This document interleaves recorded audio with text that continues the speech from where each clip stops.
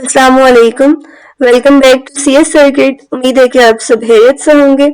आज हम डिस्कस करेंगे कंप्यूटर क्लास 12 गेस्ट पेपर को। और ये गेस्ट पेपर जो है वो फेडरल बोर्ड के असेसमेंट फ्रेमवर्क के अकॉर्डिंग बना है। ठीक है, हर चैप्टर की जितनी परसेंटेज है जो उससे पेपर आएगा, जो शॉर्ट क्वेश्चन जिस टॉपिक से एक्सपेक्टेड है और जो लॉन्ग क्वेश्चन जिस टॉपिक से एक्सपेक्टेड है, उसी के मुताबिक इस केस पेपर को बनाया गया है। ठीक है, यानी कि जिस चैप्टर की जो वेटेज है, ठीक है, और जो मॉडल पेपर में जैसा कि F22 ने अपना बताया है कि किस तरह के क्वेश्चंस पूछे जाएंगे, सो उसी को मद्देनजर रखते हुए एक बहुत ही जो है ना इंटरेस्टिंग सा गेस्ट पेपर है और इससे आपकी फुल बुक की अच्छी तैयारी हो सकती है। ठीक है, सो लेट्स स्टार्ट। और अगर आपको ये वीडियो इन्फॉर्मेटिव लगे तो लाइक, शेयर और सब्सक्राइब जरूर करिएगा।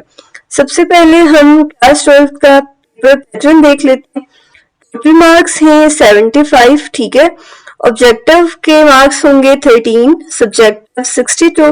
शॉर्ट क्वेश्चन हमारे होते हैं, लाइक हमारे पास और ऑप्शन होते हैं, हमने 14 शॉर्ट करने होते हैं। ठीक है, 3 मार्क्स का होता है हर एक क्वेश्चन, जो कि इनकी टोटल 42 मार्क्स है। और लॉन्ग क्वेश्चन हमने 4 अटेम्प्ट करने होते हैं, मार्क्स इनके 20 होते हैं। अच्छा, शॉर्ट क्वेश्चन में भी आपके पास हर क्वेश्चन में और ऑप्शन होता है। ठीक है, लाइक आप उन दोनों में से कोई एक क्वेश्चन कर सकते हैं। और इसके अलावा लॉन्ग जो है वो आपके पास 8 होते हैं, हर क्वेश्चन में आपके पास और चॉइस होती है। ठीक है, तो यहाँ पे हमने और ऑप्शन को भी साथ मेंशन किया है, वो क्वेश्चंस भी हम साथ डिस्कस करने वाले हैं। ठीक है, तो ये आपके लिए एक बहुत ही इंटरेस्टिंग सा गेस्ट पेपर है और अगर आप इसको प्रिपेयर कर लेते हैं अपनी तैयारी करने के बाद, तो होपफुली इसमें से जो है ना क्वेश्चन जरूर पूछे जाएंगे बोर्ड एग्जाम में।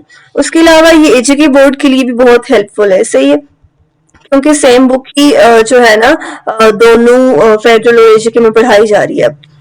अच्छा, सबसे पहला जो हमारा क्वेश्चन है, explain the usability, security and accessibility of digital devices and the systems they are integrated with। देखिए, यूजिबिलिटी का मतलब है कि कोई भी डिजिटल डिवाइस या सिस्टम यूज करना कितना आसान और कंफर्टेबल है। अगर सिस्टम का इंटरफेस सिंपल हो, इंस्ट्रक्शंस क्लियर हो और यूजर्स को टास्क कंप्लीट करने में आसानी से हेल्प मिले, तो वो सिस्टम हाईली यूजेबल है। ठीक है, सपोज एक मोबाइल ऐप जहां बटन्स क्लियर हो और हर फंक्शन इजीली समझ आए, तो वो यूजर फ्रेंडली माना जाता है। ओके, सिक्योरिटी का मतलब है कि आपके डिवाइसेस और सिस्टम्स को अनऑथराइज एक्सेस, वायरसेस और डेटा थेफ्ट से बचाया जाए। इसके लिए हम यूज करते हैं 2FA encryption, regular software updates. ठीक है, जैसे अगर आपका ईमेल अकाउंट 2FA के साथ सिक्योर है, तो हैकर के लिए आपका डेटा एक्सेस करना मुश्किल हो जाता है। एक्सेसिबिलिटी का मतलब है कि सिस्टम्स और डिवाइसेस हर यूजर के लिए यूजेबल हो, इंक्लूडिंग लोग जो डिसेबिलिटीज के साथ हैं। इसलिए ना इसके लिए जो फीचर्स होते हैं, screen readers, voice commands, captions और एडजस्टेबल टेक्स्ट साइज दिया जाता है। ओके, अच्छा, 3 नंबर का जो सवाल है ना शॉर्ट, उसमें आपने कोशिश करनी है कि आप टू द पॉइंट बात लिखें। ठीक है, बहुत ज्यादा एक्स्ट्रा स्टोरीज मत करें। ओके, और कोशिश करें कि एग्जाम्पल को साथ मेंशन कर दें। इसका जो और ऑप्शन है, explain how to analyze data and identify key performance metrics of a real world machine learning model। देखिए, real world machine learning models के डेटा को एनालाइज करने के लिए पहले हम डेटा को क्लीन और ऑर्गेनाइज करते हैं, मतलब मिसिंग वैल्यूज, एरर्स और डुप्लीकेट्स को रिमूव करते हैं, ताकि मॉडल के लिए डेटा एक्यूरेट और रिलायबल हो। उसके बाद डेटा को एक्सप्लोर करते हैं यूजिंग चार्ट्स और समरीज, ताकि पैटर्न्स और रिलेशनशिप समझ आए। मॉडल ट्रेन होने के बाद उसकी परफॉर्मेंस मेजर करना जरूरी है। अगर मॉडल क्लासिफिकेशन टाइप का है, तो मैट्रिक्स जैसे कि एक्यूरेसी, प्रिसिजन, रिकॉल और F1 स्कोर यूज होते हैं। अगर मॉडल रिग्रेशन टाइप का है, तो मीन स्क्वेयर्ड एरर या आर स्क्वेयर स्कोर यूज होते हैं। ये मैट्रिक्स हमें बताते हैं कि मॉडल प्रिडिक्शंस कितनी एक्यूरेट और रिलायबल है। ठीक है, मिसाल के तौर पर अगर एक्यूरेसी कम है, तो हमें मॉडल को रीट्रेन या डेटा इंप्रूव करना पड़ेगा। ओके, देन हमारे पास क्वेश्चन नंबर 2 का है part 1, how is the binary search algorithm useful for searching large data sets efficiently, give any 3 की पॉइंट्स। बहुत ही इंपॉर्टेंट क्वेश्चन है ये। आप सोचें कि आपके पास एक बहुत बड़ा सॉर्टेड लिस्ट है। ठीक है, जैसे कि 10,000 स्टूडेंट्स के मार्क्स। अगर आप सिंपल लीनियर सर्च यूज करेंगे तो आपको शायद 10,000 कंपैरिजन करने पड़ेंगे, तो बहुत स्लो है ये। बाइनरी सर्च इस सिचुएशन में सुपर फास्ट है। अब ये कैसे है, क्योंकि देखें बाइनरी सर्च जो है ना, डिवाइड इन कन्क्वर, यानी बाइनरी सर्च के मेन ट्रिक ये है कि लिस्ट को हाफ हाफ करता है ये। आप अगर एक नंबर ढूंढ रहे हैं तो पहले मिडिल एलिमेंट चेक होता है, अगर वो छोटा है या बड़ा तो आप उस हाफ को इग्नोर कर देते हैं। हर स्टेप में पॉसिबिलिटीज आधी हो जाती हैं। कम कंपैरिजंस, क्योंकि हर स्टेप आधा डेटा इग्नोर करता है तो पूरे लिस्ट में एक एक करके चेक नहीं करना पड़ता, मतलब एफिशिएंसी बहुत ज्यादा बढ़ जाती है। लार्ज डेटा सेट्स में ये हंड्रेड्स या थाउजेंड ऑफ कंपैरिजन जो है ना बचाता है। टाइम कम्प्लेक्सिटी की अगर हम बात करें तो बिग ऑफ लॉग इन, अगर लिस्ट में n एलिमेंट्स हैं, बाइनरी सर्च सिर्फ log 2 ऑफ n कंपैरिजंस करेगा। जैसे कि 1024 एलिमेंट्स के लिए सिर्फ 10 कंपैरिजंस, ये सिंपल सर्च के 1024 कंपैरिजंस के मुकाबले में बहुत एफिशिएंट है। ओके, सो बाइनरी सर्च सिर्फ सॉर्टेड डेटा में काम करता है। अगर डेटा अनसॉर्टेड हो तो पहले सॉर्ट करना जरूरी होता है। देखिए इस गेस्ट पेपर की सबसे जो इंटरेस्टिंग बात है ना, वो यही है कि आपको क्वेश्चन के साथ वो कंप्लीट टॉपिक का बैकग्राउंड, उस कंप्लीट टॉपिक की डिटेल भी मिल रही है। ठीक है, सो आपको ये तैयार करने से बहुत सारे टॉपिक्स भी क्लियर हो जाएंगे। सही है। अच्छा, फिर हमारे पास ऑप्शन 2 है, explain safe practices for collaborating on digital और ऑनलाइन प्लेटफॉर्म्स। अब अगर हम ऑनलाइन कोलैबोरेशन की बात करें ना, जैसे स्कूल प्रोजेक्ट्स में गूगल डॉक्स, गिटहब या सोशल प्लेटफॉर्म्स पर काम करना, तो सिर्फ काम करना काफी नहीं है, सिक्योरिटी और एथिक्स बहुत इंपॉर्टेंट है। ठीक है, स्ट्रॉन्ग पासवर्ड्स का यूज करना चाहिए, अपनी अकाउंट्स के लिए कम्प्लेक्स पासवर्ड्स यूज करें, 2FA इनेबल करें, इससे अगर पासवर्ड लीक भी हो तो हैकर के लिए एंट्री मुश्किल हो जाती है। सेंसिटिव इंफॉर्मेशन को लाइक अपने पासवर्ड्स या फाइनेंशियल डिटेल्स कभी भी पब्लिक में शेयर ना करें, सिर्फ ट्रस्टेड लोगों के साथ ही डॉक्यूमेंट्स शेयर करें, वो भी अगर रिक्वायर्ड है तो शेयर करना। और लिंक्स या फाइल्स को वेरीफाई करें मलवेयर या फिशिंग से बचने के लिए। अभी देखिए ना, रिसेंटली एक लिंक बहुत ही गर्दिश में था कि जी 20,000 आपको मिलेगा पता नहीं किसकी तरफ से। सो ऐसे लिंक्स को ओपन करना जो है ना बहुत रिस्की होता है, और फिर आपको कोई जरूरत नहीं है ऐसे लिंक्स, कौन आपको 20,000 देगा फ्री में, कोई भी नहीं देता। ठीक है, सो कोशिश किया करें कि ऐसी चीजों से बचें। ठीक है। फिर है, और देखें ऑनलाइन भी रिस्पेक्टफुल और प्रोफेशनल रहें। ठीक है, हर प्लेटफॉर्म के रूल्स फॉलो करें, अपनी टीम के साथ क्लियर और पोलाइट कम्युनिकेशन मेंटेन करना भी सेफ कोलैबोरेशन का पार्ट है। अगर कोई सस्पिशियस लिंक या फाइल आए तो वेरीफाई करें या रिपोर्ट करें। डिजिटल कोलैबोरेशन में सेफ्टी और रिस्पेक्ट दोनों जरूरी हैं। ओके, अब हम इसका जो नेक्स्ट क्वेश्चन है उसको डिस्कस करते हैं। Perform in order traversal for a given binary tree and write the correct node visit sequence। अच्छा, ये भी बहुत इंपॉर्टेंट टॉपिक है और इसमें से भी क्वेश्चन लाजमी आता है। ठीक है, ये हमारे सामने है एक छोटी सी ट्री, हमने इन ऑर्डर ट्रेवर्सल इस पे अप्लाई करना है। आप सोचें कि जो हमारी ये बाइनरी ट्री है ना, इसका स्ट्रक्चर हमारे पास क्या है, रूट इसकी ए है, ए का लेफ्ट चाइल्ड है हमारे पास बी, राइट चाइल्ड में सी है, बी के चिल्ड्रन में डी और ई है, और सी के चिल्ड्रन में एफ है राइट साइड पे। इन ऑर्डर ट्रेवर्सल का जो रूल है ना, वो रूल ये है, left root right. Start from अगर हम करें स्टार्ट फ्रॉम रूट ए, तो इन ऑर्डर में सबसे पहले लेफ्ट जो सब ट्री होती है ना उसको विजिट करते हैं। लेफ्ट का चाइल्ड क्या है, ए का बी है ना, तो left subtree of B, B के लेफ्ट में डी है, बी के राइट में ई है। ठीक है, अब रूल याद रखना है, लेफ्ट रूट और right. Left of B D, वो विजिट हो गया। ठीक है, फिर रूट क्या हमारे पास बी, राइट ऑफ बी क्या है ई, इसको विजिट करें। बी का सब ट्री सीक्वेंस बन गया डी बी और ई। फिर back to root A, left subtree visit होने के बाद रूट पे जाएंगे, ए को विजिट करेंगे, फिर हम राइट सब ट्री ऑफ ए की तरफ जाएंगे। राइट चाइल्ड क्या है ए का सी, ठीक है, सी के लेफ्ट में कुछ भी नहीं है, नन। रूट क्या है सी और राइट क्या है F, right sub tree sequence क्या बन जाएगा सी और एफ। अब हम कंबाइन करेंगे सब ट्रीज विद रूट। ठीक है, left subtree plus root plus right subtree, ठीक है। तो इसमें हमारे पास क्या बन जाएगा, डी बी ई और ए सी और एफ, ठीक है। इन ऑर्डर ट्रिवर्सल में हमेशा लेफ्ट सब ट्री पहले, फिर रूट, फिर राइट सब ट्री। अगर आप ट्री को पेपर में ड्रॉ करके इसको एरोस को फॉलो करेंगे ना तो आपको सीक्वेंस नेचुरली क्लियर हो जाएगा, ओके। इसका और पार्ट है explain trade offs between usability and security when recommending cyber security measures considering efficiency, cost and privacy. अच्छा, अगर हम साइबर सिक्योरिटी मेजर्स की बात करें तो एक इंपॉर्टेंट प्रिंसिपल है security versus usability balance. Strong security, obviously, that will be equals to high protection, low convenience. Complex passwords, multi-factor authentication या encryption system use करना safe है, लेकिन employees या users के लिए काम करना slow या inconvenient हो जाता है। फिर extra tools, monitoring और strict protocols data को secure तो करता है, लेकिन organization के लिए cost भी ज़्यादा है और processes slow हो जाते हैं। अगर सिस्टम इजी यूज हो, जैसे पासवर्ड कम कम्प्लेक्स या ऑथेंटिकेशन सिंपल हो, तो यूजर मुतमईन रहता है, लेकिन इसका रिस्क बढ़ जाता है और सेंसिटिव डेटा पर एक्सपोज हो सकता है, ठीक है।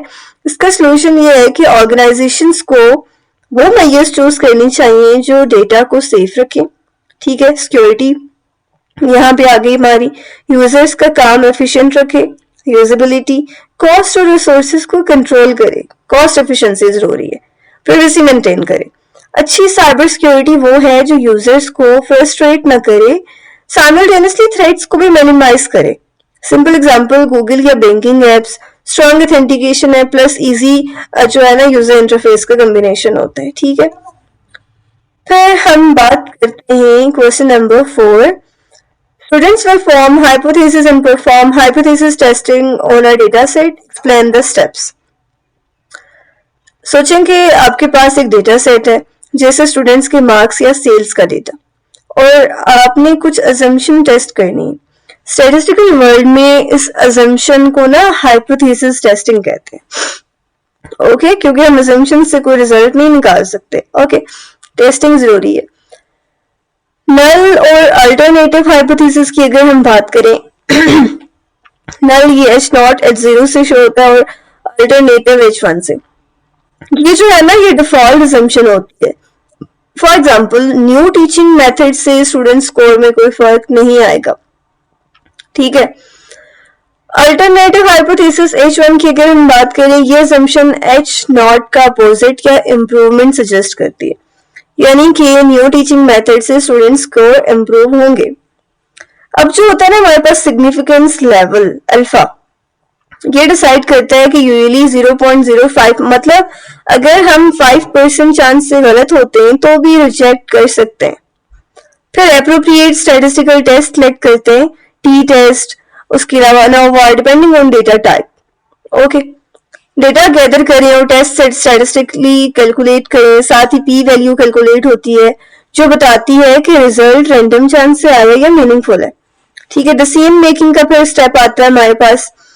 अगर पी वैल्यू अल्फा से लेस हो तो नल हाइपोथेसिस रिजेक्ट होती है, डेटा अल्टरनेटिव हाइपोथेसिस को सपोर्ट करता है। अगर पी वैल्यू ग्रेटर हो अल्फा से तो नल हाइपोथेसिस एक्सेप्ट होती है, डेटा H1 को सपोर्ट नहीं करता।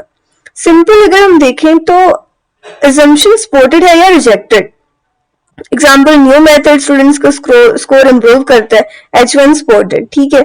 हाइपोथेसिस टेस्टिंग एक तरह से ना डेटा का लॉजिकल बेसिकली रीजनिंग है, इमोशंस के गेस नहीं होते, प्रॉपर हम एविडेंस के साथ डिसीजन लेते हैं, ओके। इसका हम अगर और ऑप्शन देखें तो आइडेंटिफाई की safety measures when sharing data on online platforms. देखिए सेफ प्रैक्टिसेस को फॉलो करना बहुत जरूरी है। सिर्फ सिक्योर और वेरीफाइड प्लेटफॉर्म्स पे डेटा शेयर करें, जैसे कि Google drive, one drive, official school portals वगैरह। स्ट्रॉन्ग पासवर्ड्स बनाएं, 2FA को इनेबल करें। अगर पासवर्ड लीक भी होगा तो अटैकर्स के लिए मुश्किल हो जाता है, ठीक है। Sensitive data like CNIC, bank details या प्राइवेट डॉक्यूमेंट्स को पब्लिकली शेयर ना करें। इंपॉर्टेंट फाइल्स को एनक्रिप्ट करें ताकि अगर डेटा इंटरसेप्ट भी हो जाए तो रीड ना किया जा सके। हर प्लेटफॉर्म में चेक और एडजस्ट प्राइवेसी सेटिंग्स करें ताकि कंट्रोल रहे कि कौन एक्सेस कर सकता है। ऑनलाइन कोलैबोरेशन सेफ हो सकती है, लेकिन अवेयरनेस और कंट्रोल दोनों जरूरी है। Okay, question number 5 is explain HCI in software and device design. Provide 3 reasons why it is important. HCI basically ये स्टडी है कि हम कैसे कंप्यूटर्स, सॉफ्टवेयर और डिजिटल डिवाइसेस के साथ इंटरेक्ट करते हैं। देखिए HCI इम्पोर्टेंट क्यों है। अगर सिस्टम यूजर फ्रेंडली और इनिशिएटिव है, यूजर्स को इजिली ऑपरेट कर सकते हैं और मिस्टेक्स जो है ना कम होती हैं। फॉर एग्जाम्पल बटन्स, मेन्यूज और नेविगेशन का स्मार्ट लेआउट यूजर्स को कंफ्यूज नहीं करता। HCI बेसिकली ये इंश्योर करता है कि different users including visually impaired users, physically impaired system को यूज कर सकें। जैसे अगर हम बात करें स्क्रीन रीडर्स की, वॉइस कमांड्स और एडजस्टेबल फॉन्ट्स। फिर इजी टू यूज और वेल डिजाइन इंटरफेसेस होने चाहिए। काम फास्ट होता है, फ्रस्ट्रेशन कम होती है और यूजर सेटिस्फेक्शन भी हाई होती है। एफिशिएंट सॉफ्टवेयर डिजाइन है ना अगर, तो ऑफिस स्टाफ या स्टूडेंट्स ज्यादा एफिशिएंटली काम करते हैं।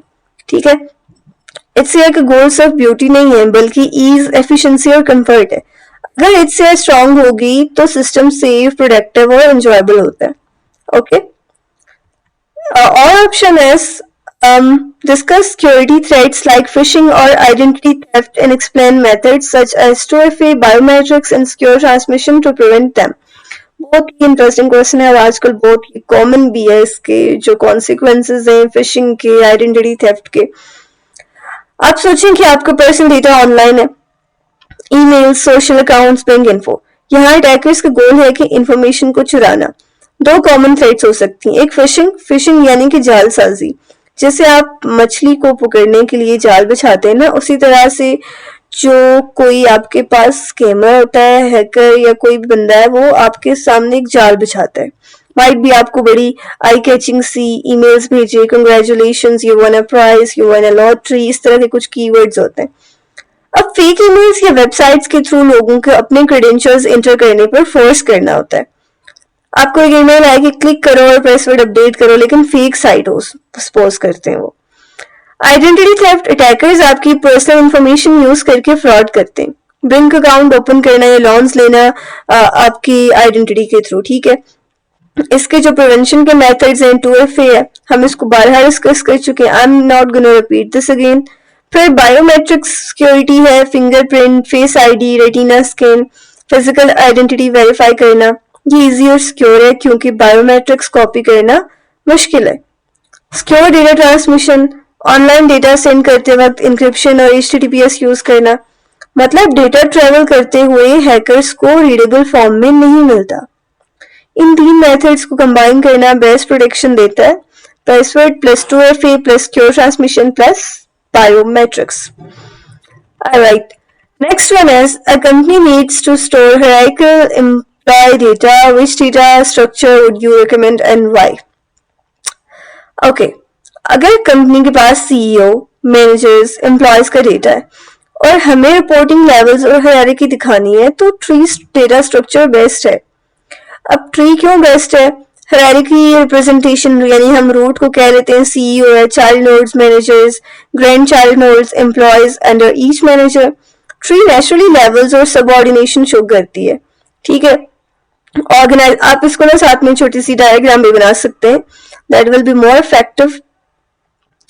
अच्छा, ऑर्गेनाइजिंग एंड सर्चिंग के लिए लाइक सर्चिंग स्पेसिफिक एम्प्लॉय या मैनेजर इजी हो जाता है। To find all subordinates under a manager, traverse tree from that node. Okay.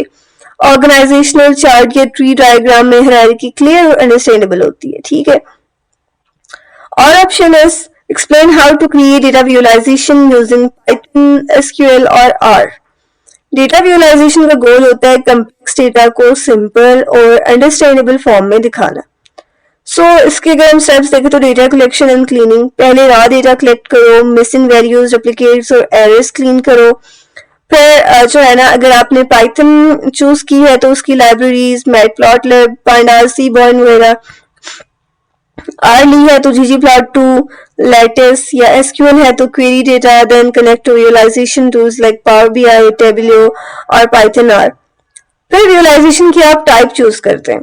Bar graph है कंपेयर कैटेगरीज के लिए, line graph trends over time, pie chart होता है, proportion of components, histogram, frequency distribution. फिर जो है ना चार्ट्स बना के पैटर्न्स, आउटलेयर्स, ट्रेंड्स इजिली समझ सकते हैं। फॉर एग्जाम्पल पाइथन अगर हम बात करें, अगर आप वो चूज कर रहे हैं तो आप जो है ना इसके एक सिंपल सा कोड स्निपेट होता है pld.bar xy, ये बार चार्ट को क्रिएट कर लेता है। देखें विजुअलाइजेशन सिर्फ चार्ट बनाना नहीं है, डेटा की स्टोरी बताना है।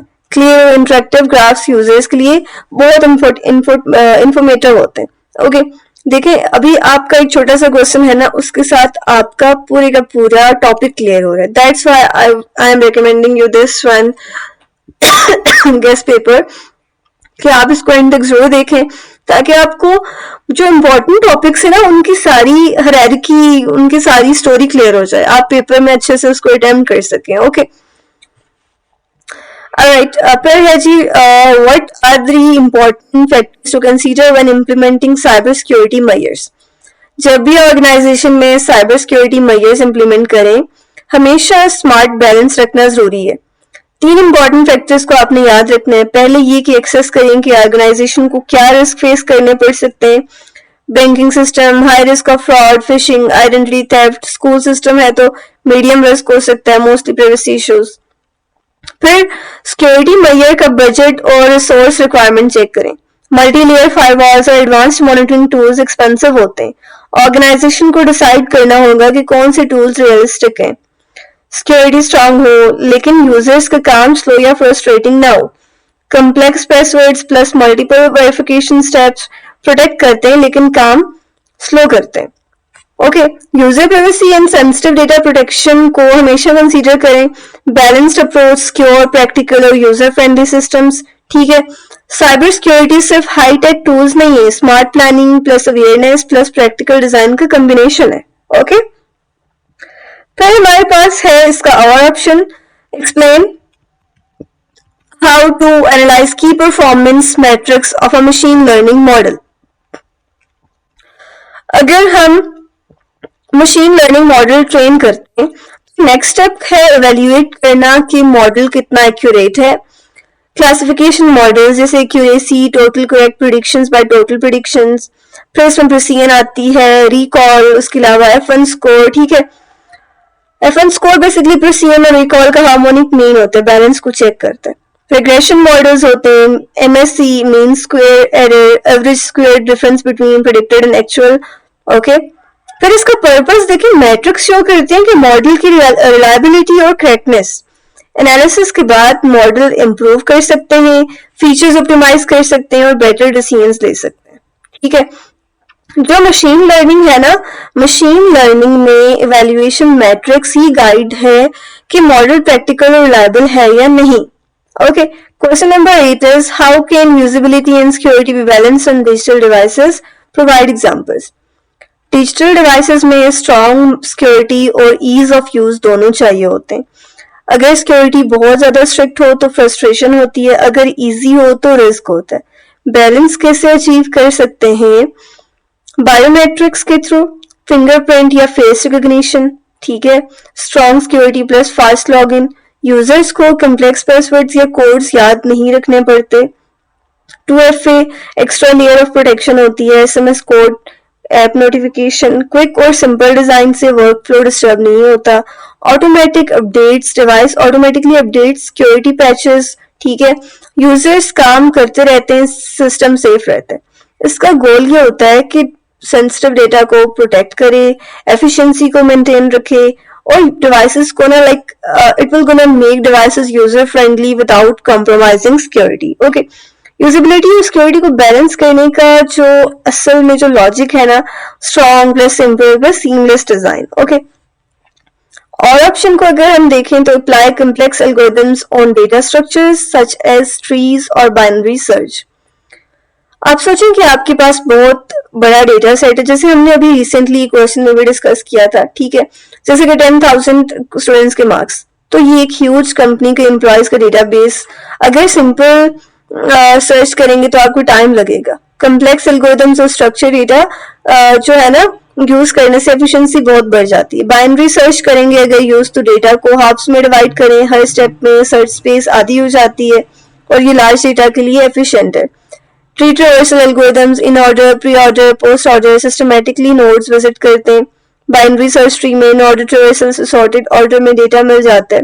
ठीक है. बाइनरी सर्च ट्रीज की अगर हम बात करें तो efficient search, insertion, deletion operations reduces time complexity compared to linear operations. Okay. Complex algorithms का गोल है performance boost and time saving जब डेटा लार्ज और स्ट्रक्चर्ड हो. Okay. Next one is give a real world example of how tree data structures are used in computing. आपके suppose करते हैं कि computer का फाइल सिस्टम एक परफेक्ट जो इसकी एग्जांपल है ना, लाइक फाइल आपके जो सिस्टम में आप स्टोर करते हैं file system, folder, subfolders. Root folder desktop पे है सपोज, डॉक्यूमेंट्स, फिर downloads, child folder, subfolders, inside documents, projects, notes वगैरह. देखें फिर उसमें आगे आ सकते हैं projects, project 1, project 2, 3 up to so on. Like tree structure से डेटा ऑर्गेनाइज रहता है, फाइल्स या फोल्डर्स फास्ट लोकेट की जा सकती हैं, clear hierarchy, easy navigation. Real life में ट्री स्ट्रक्चर ऑर्गेनाइजेशन, हायरार्की और डिपेंडेंसीज शो करने के लिए बहुत यूजफुल है. ओके. और ऑप्शन को अगर हम देखें, use advanced programming constructs like nested lists or dictionaries in Python for storing and retrieving data. Python में अगर complex data store करना हो तो nested list या dictionary use कर सकते हैं. यूनिट 3 प्रोग्रामिंग फंडामेंटल्स से क्वेश्चन है. ठीक है. ये टॉपिक आपको जो है ना प्रॉपर कोड के साथ अलग लेक्चर भी मौजूद है, आप वहां पे देख सकते हैं. ठीक है. इसके एडवांटेजेस ये होते हैं कि रिलेटेड डेटा एक ही जगह में स्टोर कर सकते हैं, कम्प्लेक्स ऑपरेशंस लाइक सर्चिंग और फिल्टरिंग पॉसिबल होती है. ठीक है. नेस्टेड डेटा स्ट्रक्चर से efficient storage and retrieval for programs like dealing with complex information. अच्छा, कुछ कोडिंग के जो क्वेश्चंस है ना वो साथ में प्रॉपर लेक्चर में ऑलरेडी डिस्कस हुए हैं. ठीक है. इसलिए उनको यहाँ पर डिटेल में अगेन नहीं एक्सप्लेन किया जा रहा. फिर क्वेश्चन नंबर 10 है, how can collaboration improve the design of computing applications for diverse users? Provide applications. Examples. Collaboration का मतलब है different skills और perspectives एक साथ आकर आप ऐप या सॉफ्टवेयर डिजाइन को इम्प्रूव कर सकते हैं. ठीक है. डिजाइनर्स फोकस करते हैं कि ऐप इनिशिएटिव क्लीन और इजी टू यूज हो, बटन्स और मेन्यूज प्रॉपरली प्लेस्ड हो, कंफ्यूजन कम हो. कोडिंग और एल्गोरिथम्स ऑप्टिमाइज करते हैं, ऐप फास्ट और रिस्पॉन्सिव होती है, बग्स और क्रैशेस रिड्यूस हो जाते हैं. ठीक है. Real user suggest features to like different जो है ना कल्चर्स, लैंग्वेजेस और एबिलिटीज के लिए सूटेबल हो. For example dark mode, multiple languages, voice commands. App जो है ना यूजर फ्रेंडली हो जाती है. ठीक है. एक्सेसिबल होती है और इंक्लूसिव बन जाती है. कोलैबोरेशन इंश्योर के ऐप सिर्फ डेवलपर फ्रेंडली नहीं बल्कि एक्चुअल यूजर्स के लिए यूजफुल और एफिशिएंट हो. ठीक है. फिर हमारे पास है a team is working on a research project and wants to present conclusions really. Which digital tools can they use and why? अच्छा, माइक्रोसॉफ्ट पावर पॉइंट का यूज कर सकते हैं स्लाइड्स बनाकर, स्ट्रक्चर्ड और ऑर्गेनाइज प्रेजेंटेशन. टेक्स्ट हो सकता है इसमें, इमेजेस, चार्ट्स मिक्स करके क्लियर एक्सप्लेनेशन होती है. कैनवा यूज कर सकते हैं आप क्रिएटिव चार्ट्स और इन्फोग्राफिक्स बनाने के लिए, विजुअली अट्रैक्टिव और इजी टू अंडरस्टैंड है. फिर गूगल चार्ट्स का यूज कर सकते हैं रियल टाइम डेटा और इंटरेक्टिव ग्राफ्स के लिए. ऑडियंस क्लिक करके या होवर करके डिटेल्स देख सकते हैं. तो डिजिटल टूल्स का गोल है डेटा को सिंपल, अट्रैक्टिव और इजी टू अंडरस्टैंड फॉर्म में शो करना. ठीक है. Question number 11 is how can digital tools help effectively communicate research findings? Provide one example. Digital tools research communication को फास्ट और क्लियर करते हैं. चार्ट्स और ग्राफ्स बनाते हैं, पैटर्न्स और ट्रेंड्स इजीली विजिबल होते हैं. स्टूडेंट मार्क्स का ट्रेंड लाइन चार्ट में टीचर और पीयर्स इजीली समझ सकते हैं. रिसर्च विजुअली अट्रैक्टिव और ऑर्गेनाइज्ड होती है. Infographic showing survey results, audience attention grab होती है. ठीक है. Visual communication hard to read numbers और टेक्स्ट को सिंपल और डाइजेस्टेबल फॉर्म में कन्वर्ट करना. और option is evaluate scenarios involving data sharing and privacy conflicts, suggesting acceptable policy compromises. कभी कभी डेटा शेयरिंग और यूजर प्राइवेसी क्लैश करते हैं. कंपनी रिसर्च के लिए कस्टमर डेटा शेयर करना चाहती है, लेकिन यूजर्स अपनी प्राइवेसी प्रोटेक्ट करना चाहते हैं। ठीक है, सो इसमें एक्सेप्टेबल कॉम्प्रोमाइज हो सकता है कि डेटा को एनोनिमाइज रखें, लाइक नेम, आईडीज और पर्सनल इंफॉर्मेशन रिमूव करते हैं, रिसर्चर्स यूज कर सके, लेकिन जो है ना यूजर भी उसकी आइडेंटिटी भी रिवील ना हो। कंट्रोल्ड एक्सेस हो सकती है, डेटा सिर्फ अथराइज रिसर्चर्स के लिए अवेलेबल हो, सेंसिटिव इंफॉर्मेशन सेफ रहे। ठीक है, both parties satisfied, research possible plus privacy maintain. उसके अलावा प्राइवेसी कॉन्फ्लिक्ट्स में ट्रांसपेरेंसी और स्मार्ट पॉलिसीज बेस्ट सोल्यूशन है। Okay, next one is what is deep learning and how does it differ from traditional machine learning.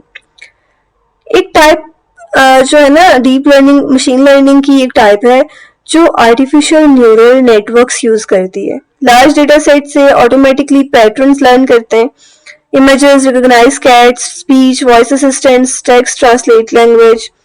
Traditional machine learning usually manual feature selection required होती है, works better or on smaller data sets. For example, decision tree, linear regression features manually define करने पड़ते हैं। Okay? और option is deep learning जो है ना brain की तरह काम करती है, ऑटोमेटिकली पैटर्न्स डिटेक्ट करना, जबकि ट्रेडिशनल मशीन लर्निंग ज्यादा स्ट्रक्चर्ड और कंट्रोल होती है। अच्छा, write any 3 benefits of data visualisation in making data driven decisions. आप सोचिए आपके पास बहुत सारा रहा डेटा है, जैसे survey result, sales record, student marks. अगर सिर्फ नंबर्स या टेबल्स देखें तो समझना मुश्किल होता है। डेटा विजुअलाइजेशन यूज करने से डेटा इजी और मीनिंगफुल बन जाता है। ठीक है, इसके 3 की बेनिफिट्स हैं, quickly shows trends and patterns, charts और ग्राफिक्स से आप डेटा में ट्रेंड्स और चेंजेस फौरन समझ सकते हैं। लाइन ग्राफ अगर स्टूडेंट मार्क्स का ओवर मंथ्स तो इम्प्रूवमेंट या डिक्लाइन इजीली विजिबल होती है।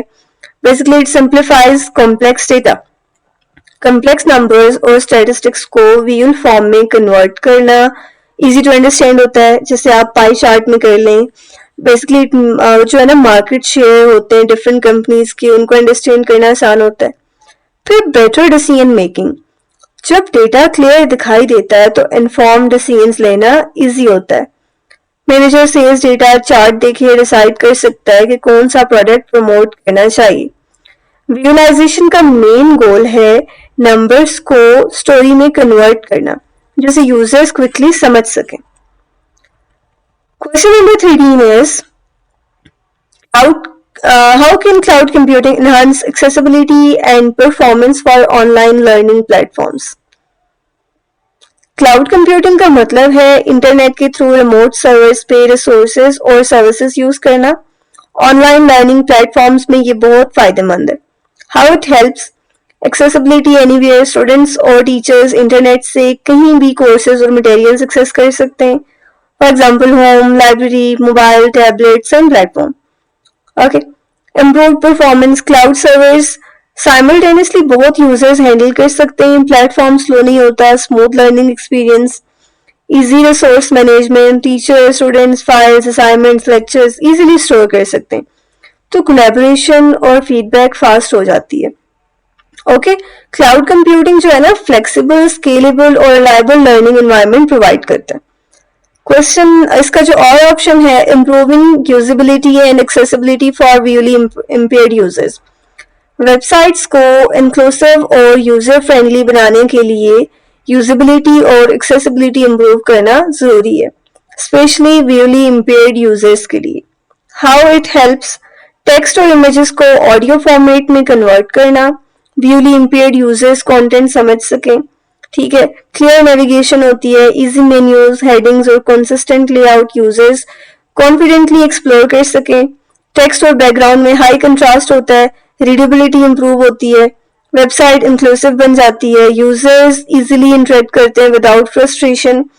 Benefit, basically not only disabled users but all the users enjoy best experience. Okay.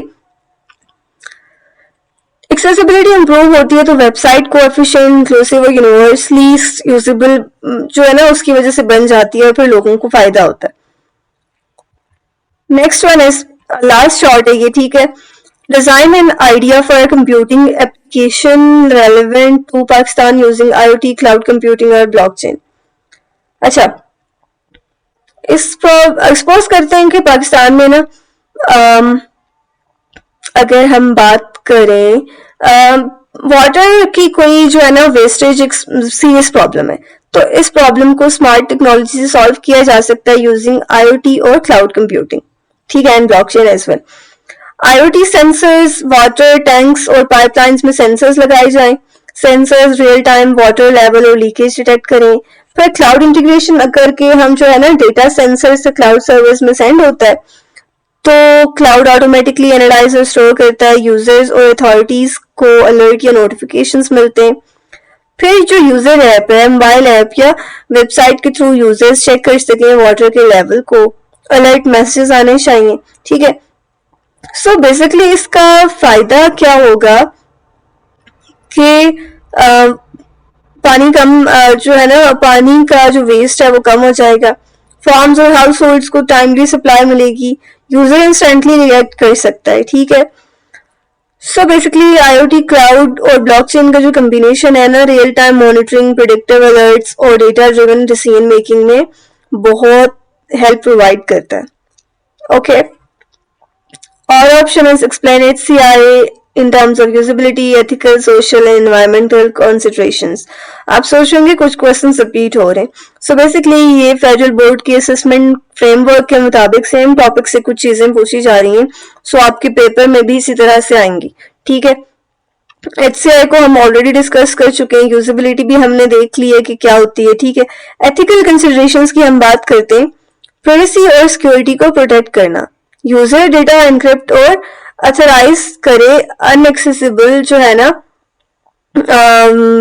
हम कह सकते हैं कि प्रिवेंट करे बेसिकली यूजर के डेटा को अनऑथराइज एक्सेस से बचा सके। फेयर और रिस्पॉन्सिबल टेक्नोलॉजी डिजाइन होना चाहिए।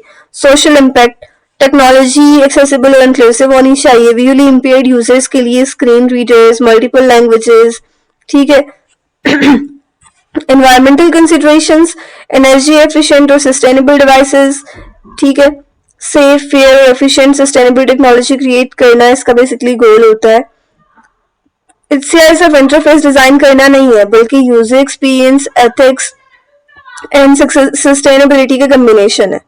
ओके, ये कुछ जो है ना 2 एडिशनल क्वेश्चंस आपके मॉडल पेपर से लिए गए थे, इनको भी यहाँ पे डिस्कस किया गया है, ठीक है। Convert the following table from the second normal form to third normal form. एक हमारे पास टेबल है, उसको हमने सेकंड से थर्ड में कन्वर्ट करना है। इस सेकंड नॉर्मल फॉर्म में प्रॉब्लम क्या है? पार्शियल डिपेंडेंसी, कस्टमर नेम और कस्टमर की जो सिटी है ऑर्डर आईडी पर डिपेंड नहीं करती, डायरेक्टली सिर्फ कस्टमर पर डिपेंड करती है। Transitive dependency product name product ID पर डिपेंड करती है, क्वांटिटी पे नहीं। तो इसका सोल्यूशन क्या है? आप इसको थर्ड ENF में कन्वर्ट करें। स्टेप 1 ये करेंगे, create customer table, unique customers को एक टेबल में सेपरेट कर लें, ठीक है, जैसे यहाँ पे किया। फिर प्रोडक्ट टेबल हम क्रिएट करेंगे, प्रोडक्ट डिटेल्स को अलग टेबल में ले जाएं, ठीक है।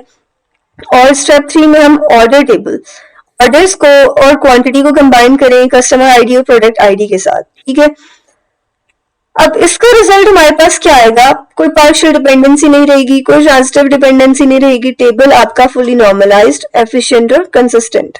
ओके, और ऑप्शन है consider the following table and right the output of the following SQL queries. हमारे पास एक टेबल है और हमने इसमें एसक्यूएल क्वेरीज का यूज करके इसकी आउटपुट बतानी। क्वेरी हम अगर यूज करें SQL query select static from employees where department equals to IT, तो कंडीशन क्या है? डिपार्टमेंट आईटी है, रोज मैचिंग ई आईडी 1, फिर अली, फिर ई एम्प्लॉय आईडी है, ई आईडी से मुराद है, ठीक है। आईडी 4 अली और आयशा, ठीक है। एसक्यूएल क्वेरी अगर हम दूसरी लगाएं तो select average salary as average salary from employees. इससे क्या होगा? एवरेज सैलरी का ये फॉर्मूला है, ठीक है। एंड देन इससे हम इनकी जो सम ऑफ सैलरीज है 80,000 प्लस 60,000 वगैरह जो भी हैं उनको डिवाइड कर देंगे, जितने भी बंदे हैं टोटल 5 से। सो हमारे पास आंसर क्या आ रहा है? 77,000, ठीक है। वेयर क्लॉज जो है ना वो रोज को फिल्टर करता है और एवरेज फंक्शन एवरेज कैलकुलेट करता है। ओके, अब हम आते हैं लॉन्ग क्वेश्चंस की तरफ। HCI से related है ये MVP. Briefly explain HCI in terms of usability, common problems, methods for improvement, ethical and social impacts, economic and environmental implications और example भी साथ हमने देनी. बेसिकली ये टॉपिक कंप्लीट ही हम ऑलरेडी डिस्कस कर चुके हैं. मैं आपको सिंपल इसका ओवरव्यू दे लेती हूँ. देखिए, यूजिबिलिटी यूज करने का आसान तरीका. HCI इंश्योर करता है कि सिस्टम्स इजी और इनिशिएटिव हों.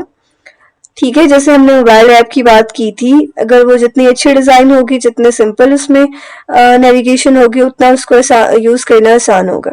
ठीक है, जब यूजेबिलिटी हाई होती है टाइम सेव होता है, एरर्स कम होते हैं. कॉमन प्रॉब्लम्स, यूजर्स को इश्यूज हो सकते हैं अगर इंटरफेस में कंफ्यूजन है तो, एरर्स या क्रैशेस, स्लो रिस्पॉन्स. ठीक है, वेबसाइट जिसमें पॉपअप्स बहुत होते हैं, यूजर्स फ्रस्ट्रेट और एग्जिट कर जाता है. ये प्रॉब्लम्स यूजर एक्सपीरियंस को नेगेटिवली इफेक्ट करते हैं.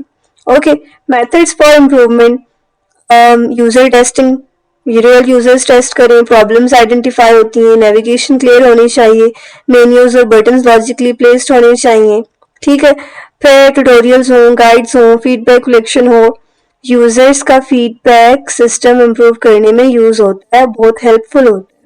HCI डिजाइन जो है ना आइटरेटिव होती है, कॉन्टिन्यूसली इम्प्रूव करना जरूरी है.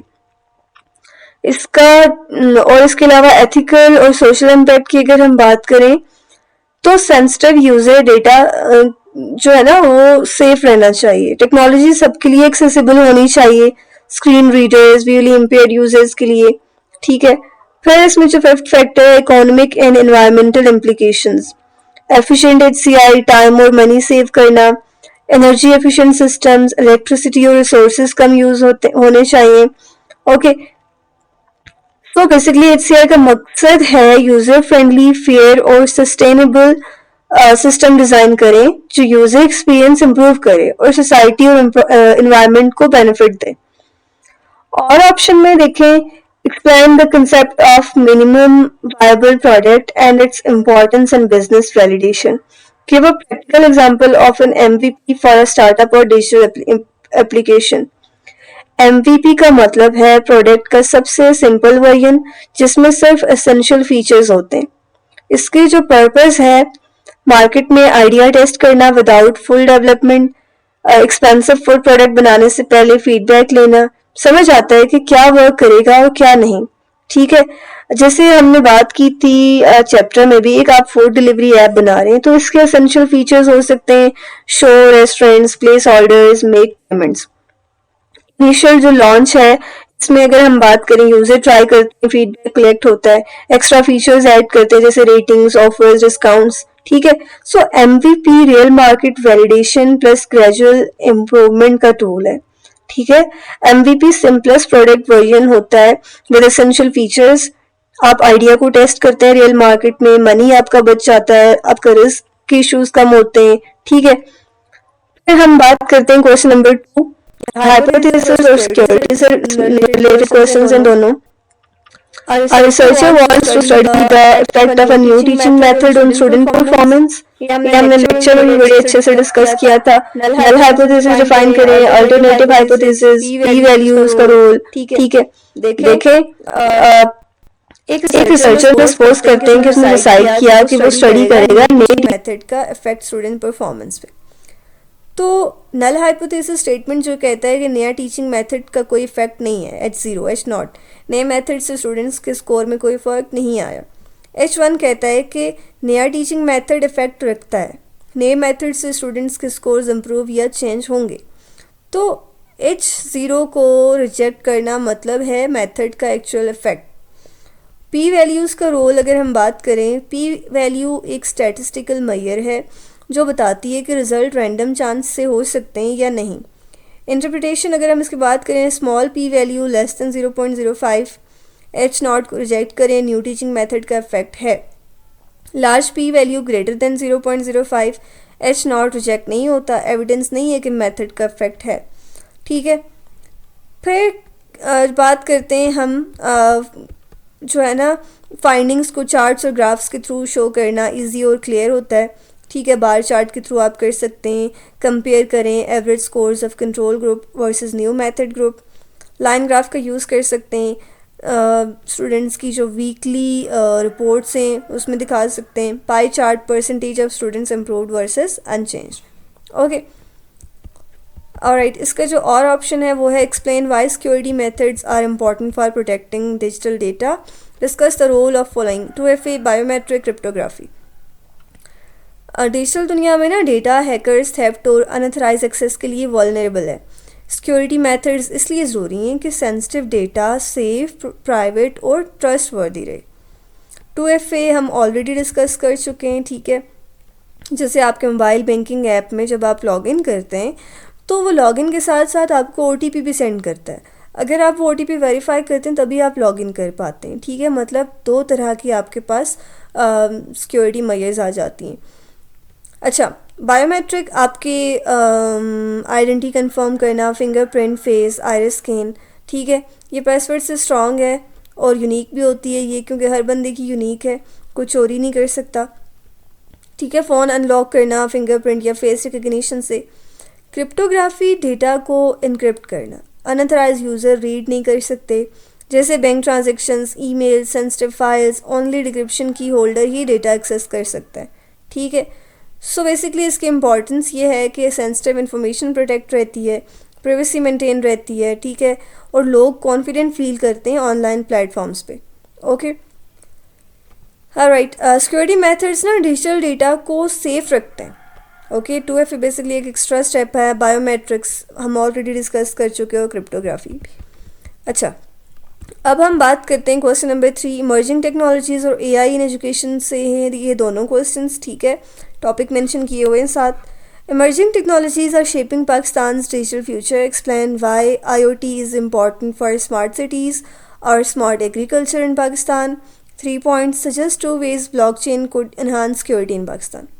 अच्छा, पाकिस्तान का डिजिटल फ्यूचर अब इमर्जिंग टेक्नोलॉजीज़ पर डिपेंड करता है, जैसे IoT और ब्लॉकचेन। ये टेक्नोलॉजी स्मार्ट सिटीज़, एग्रीकल्चर और सिक्योरिटी को इम्प्रूव करती हैं। IoT इंटरनेट ऑफ थिंग्स के बेनिफिट्स ये हैं कि IoT सेंसर्स ट्रैफिक, पोल्यूशन और एनर्जी यूज़ मॉनिटर करते हैं, ठीक है। ट्रैफिक लाइट्स ऑटोमेटिकली एडजस्ट हो जाती हैं ट्रैफिक के अकॉर्डिंग, सिटीज़ स्मूथली रन होती हैं और पोल्यूशन कंट्रोल में हेल्प मिलती है। फिर smart agriculture, soil moisture, crop health और वेदर मॉनिटर करना पॉसिबल है। फार्मर को मोबाइल ऐप अलर्ट देता है अगर सॉइल ड्राई है, वाटर एफिशिएंटली यूज़ होता है फिर, ठीक है। और रिज़ल्ट इसका क्या है कि क्रॉप यील्ड इम्प्रूव और वाटर वेस्ट रिड्यूस होता है, ठीक है। रिमोट मॉनिटरिंग, IoT डिवाइसेस और क्लाउड ऐप्स से फार्मर या सिटी मैनेजर रिमोटली चेक कर सकता है। स्मार्ट वाटर टैंक सेंसर्स और इरिगेशन सिस्टम्स मोबाइल से मॉनिटर हो सकता है, ठीक है। ब्लॉकचेन के बेनिफिट्स हम देखते हैं पाकिस्तान की सिक्योरिटी से रिलेटेड। ट्रांजैक्शंस टेम्पर प्रूफ होती हैं, ऑनलाइन बैंकिंग और डिजिटल पेमेंट सेफ रहती हैं, ठीक है। उसके अलावा लैंड ओनरशिप, मेडिकल रिकॉर्ड्स और गवर्नमेंट डेटा सिक्योरली स्टोर रहता है। डेटा इजीली वेरीफाई और ट्रस्टेड रहता है, ठीक है। सो ब्लॉकचेन बेसिकली ट्रस्ट, ट्रांसपेरेंसी और सिक्योरिटी प्रोवाइड करता है। ओके, ब्लॉकचेन जो है ना सिक्योर ट्रांजैक्शंस के लिए यूज़ होता है, रिलायबल रिकॉर्ड कीपिंग के लिए। दोनों टेक्नोलॉजीज़ पाकिस्तान के डिजिटल इंफ्रास्ट्रक्चर को मॉडर्न और एफिशिएंट बना रही हैं। ओके, ऑप्शन क्वेश्चन नंबर 20 का जो बी पार्ट है, students are researching the benefits of AI in education, explain 2 methods to evaluate credibility of online sources, significance of 2 digital platforms, why verifying information is important before including it in research। अच्छा, AI education में research और learning को smart और interactive बना रही है। अगर हम बात करें ऑथर एंड ऑर्गेनाइजेशन चेकिंग की, तो इंश्योर करता है कि ऑथर एक्सपर्ट हो और ऑर्गेनाइजेशन ट्रस्टेड हो। Research article from a university और अ वेबसाइट इसकी एक एग्जांपल है। फिर रेफरेंसेस और साइटेशंस कंफर्म कर सकते हैं हम इसके थ्रू कि डेटा रिलायबल स्टडीज़ और सोर्सेज पे बेस्ड हो। साइंटिफिक जर्नल्स या पीयर रिव्यूड पेपर्स, ठीक है। उसके अलावा स्टेप 2 अगर हम देखें, digital platforms for interactive presentation, Microsoft power point का यूज़ कर सकते हैं आप, चार्ट्स, इमेजेस, एनिमेशंस और वीडियोस ऐड कर सकते हैं। स्टूडेंट रिसर्च और AI ट्रेंड्स, व्यूली अपीलिंग स्लाइड्स, ठीक है। कैनवा का यूज़ कर सकते हैं आप। इन्फोग्राफिक्स और क्रिएटिव प्रेजेंटेशंस के लिए, ठीक है। AI application benefits, colourful interactive design, ठीक है। फिर जो है ना, इसके अलावा हम ये भी देख सकते हैं कि importance of verifying information, wrong data, incorrect conclusion, research credibility damage होती है। फिर जो वेरीफाइड इंफॉर्मेशन है, high quality reliable results, fake statistics ना यूज़ करें, सिर्फ वेरीफाइड सोर्सेज रेफरेंसेस का यूज़ करें, ठीक है। सो वेरिफिकेशन जो है ना, रिसर्च ट्रस्ट वर्दी और प्रोफेशनल बन जाती है वेरिफिकेशन के थ्रू, रिसर्च मिस्टेक्स अवॉइड होती हैं, ओके। क्वेश्चन नंबर 4, यानी कि जो लास्ट लॉन्ग क्वेश्चन है हमारे पास, वो है ऊप और ट्री सर्च से, ठीक है। अच्छा, design a vehicle management system using OOP in Python, create a vehicle class with attributes, type, brand, model, mileage. फिर है implement a constructor to initialise attributes and methods to update display mileage.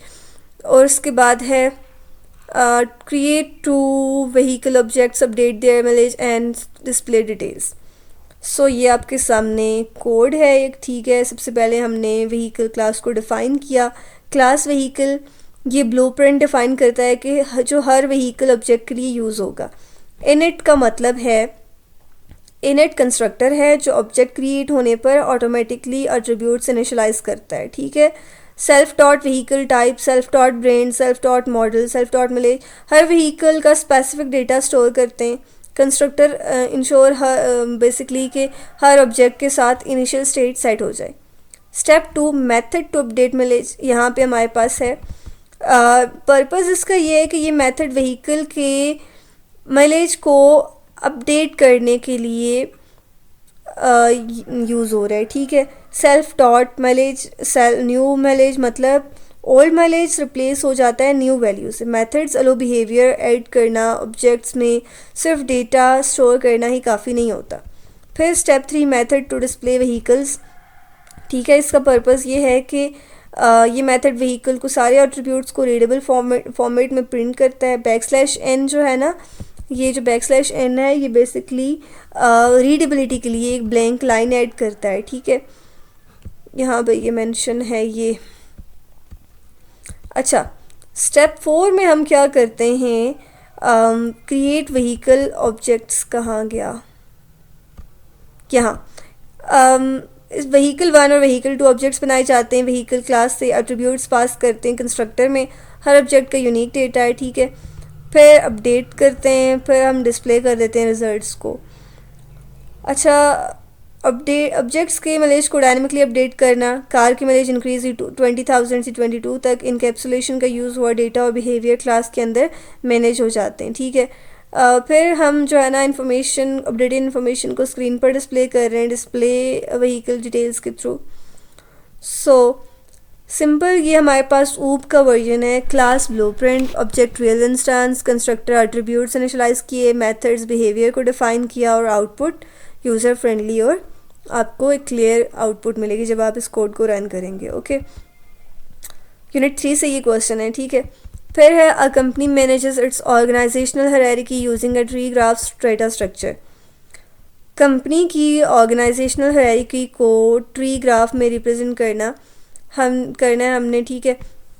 CEO को आप root node consider कर लें, department child nodes, ठीक है। यहाँ पे मेंशन नहीं किया गया प्रॉपर्ली डायग्राम के थ्रू, ओके। आप इसमें जो है ना डायग्रामिक रिप्रेजेंटेशन का यूज़ कर सकते हैं, जैसे हमने ट्री स्ट्रक्चर में फॉलो किया था, ओके। सो इसका आंसर हमारे पास कुछ ये है, ठीक है। यहाँ पे अगर आप देखें इस केस पेपर में ना, हमने 28 शॉर्ट क्वेश्चंस को डिस्कस किया है, और 28 नहीं बल्कि 2 एडिशनल भी थे, 30 short and 8 long questions. So hopefully ये जो गेस्ट पेपर है आपकी कंप्लीट क्लास 12th की रिवीजन को एक ही हम कह सकते हैं 50 मिनट्स में जो है ना कंप्लीट आप तैयारी कर सकते हैं, ठीक है। और अगर आपको ये वीडियो इन्फॉर्मेटिव लगी हो तो लाइक, शेयर और सब्सक्राइब ज़रूर करिएगा।